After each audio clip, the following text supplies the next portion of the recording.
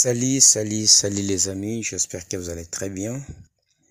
C'est un plaisir de nous retrouver sur notre plateforme, les plateformes des entrepreneurs, des businessmen et aussi des investisseurs. Les plateformes qui ajoutent de la valeur aux autres, les plateformes qui permettent que les autres puissent évoluer.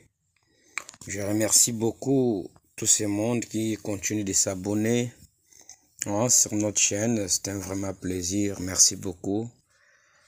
Continuez toujours à partager massivement les vidéos dans beaucoup de plateformes où vous voudrez, que ce soit sur TikTok, que ce soit sur WhatsApp, sur Instagram, pour que nous puissions grandir notre communauté en fait.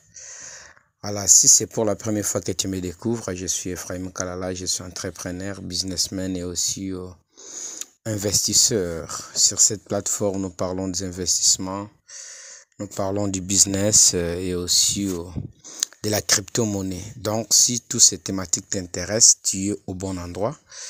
Abonne-toi sur cette chaîne, active la cloche de notification pour que tu ne rates pas une vidéo que nous allons publier qui va t'ajouter de la valeur. Et troisièmement, partage cela massivement comme je l'ai dit tantôt. Je vais vous amener un petit sujet. Je crois qu'avec toutes ces vidéos que nous sommes en train de faire, ce sont ces vidéos qui vous ajoutent de la valeur. Si tel est le cas, dites-nous cela dans les commentaires. Des perceptions, des suggestions. Si vous avez un sujet que vous voulez que nous puissions partager ensemble, vous pouvez aussi l'écrire sur les commentaires et on va développer cela. Ça sera un plaisir et cela sera le bienvenu en fait. Donc voilà, le sujet que vous amenez, il y a 3 points très importants qui fait que l'Afrique ou encore le noir, partout ils sont un peu très pauvres. Pourquoi? Ces 3 points-là, après avoir développé cela, j'espère que vous allez comprendre que c'est par rapport à cela que fait que les gens sont restés là. L'idéologie ainsi que les conceptions, c'est par rapport à ces 3 points-là. Le premier point, nous allons parler de l'école. Pourquoi? Vous savez, l'école a été conçue depuis 1900, depuis les années de l'indépendance en fait. Quand les colons étaient venus, les explorateurs, quand ils ont découvert l'Afrique, ils se sont partagés l'Afrique, les colonisateurs, quand ils sont arrivés.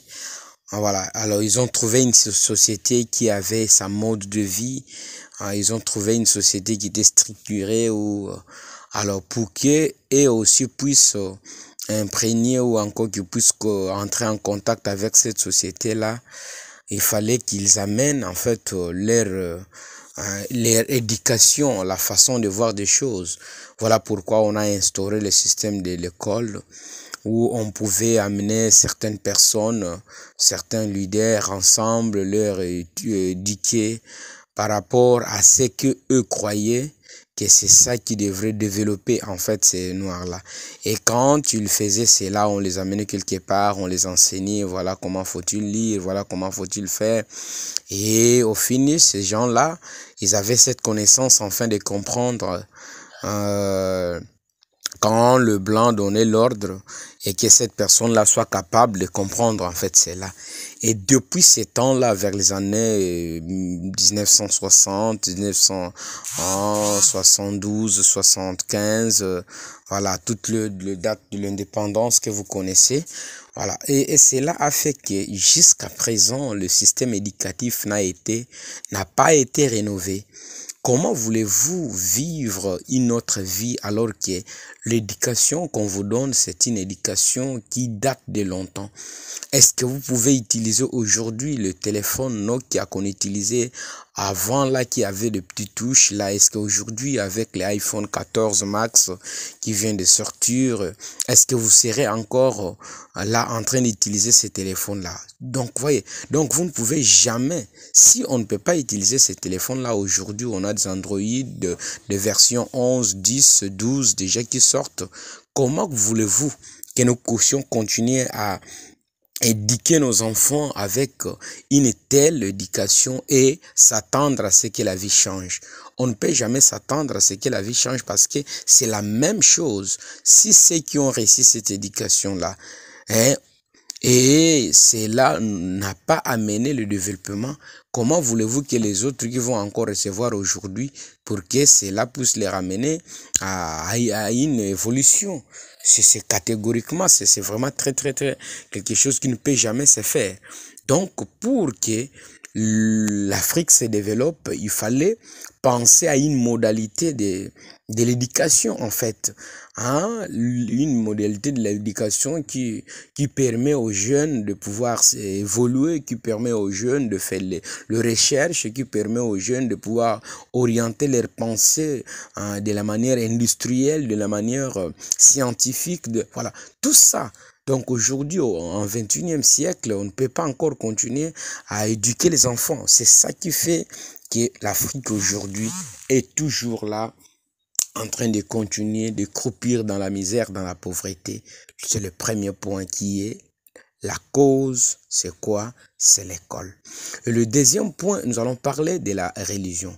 Pourquoi? Parce que la religion, vous savez, quand ils sont venus, toujours comme je l'avais dit il y a tantôt, pour l'école, de la même manière. Pourquoi ils ont instauré le missionnaire? Parce qu'ils ont compris que ces gens-là, si on amenait un missionnaire qui venait pour enseigner une certaine idéologie, hein, une certaine religion, cela va maintenir ces pauvres noirs à travailler dans la joie parce qu'on va leur montrer que non, la richesse c'est quelque chose qui est mauvaise, vous ne pouvez pas vous intéresser à la richesse, hein, si vous êtes riche, alors vous n'allez pas hériter le royaume des cieux. Voilà, toutes ces histoires-là, ces idées-là, on a inculqué, et cela faisait que les gens pouvaient travailler.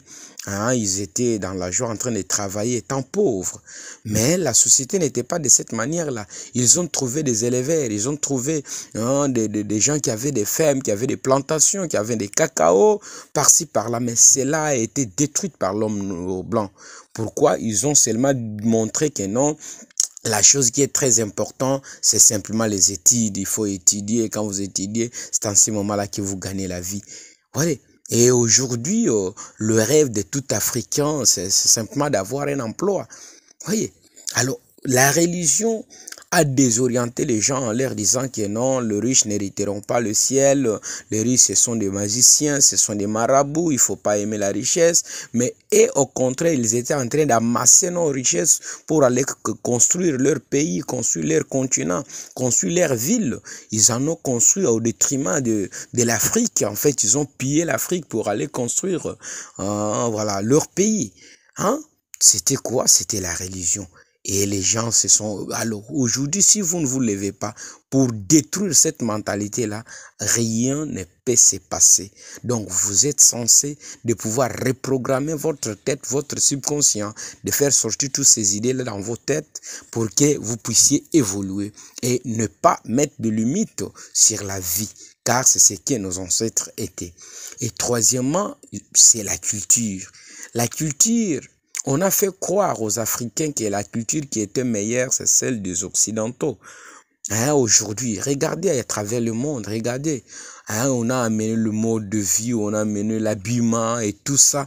La culture noire qui était où les gens avaient la pudeur, où les gens étaient vraiment de bonnes personnes, où il y avait la moralité qui était très haute. Mais aujourd'hui, cela a été totalement détruit. Pourquoi? En suivant seulement la culture, on a dit que c'est cette culture-là qui est meilleure par rapport à notre culture des Noirs. Voilà les 3 points qui fait qu'aujourd'hui l'Afrique reste encore dans la pauvreté, reste encore là en train de ne rien faire. Mes amis, si vous ne vous désolidarisez pas avec cela, si vous ne vous séparez pas avec toutes ces idées-là, vous savez que votre vie est déjà mise en échec. Donc, faites l'effort de lire les livres et vous allez comprendre que non, tout, vous aurez l'esprit de l'ingéniosité, l'esprit de la créativité et l'esprit qui va vous amener à faire des grandes réalisations, à penser grand, à voir grand, alors à ce moment-là, vous allez arriver à faire des grandes choses.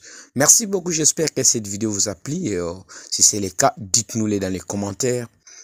Activez la cloche de la notification, abonnez-vous sur cette chaîne, partagez aussi cela massivement.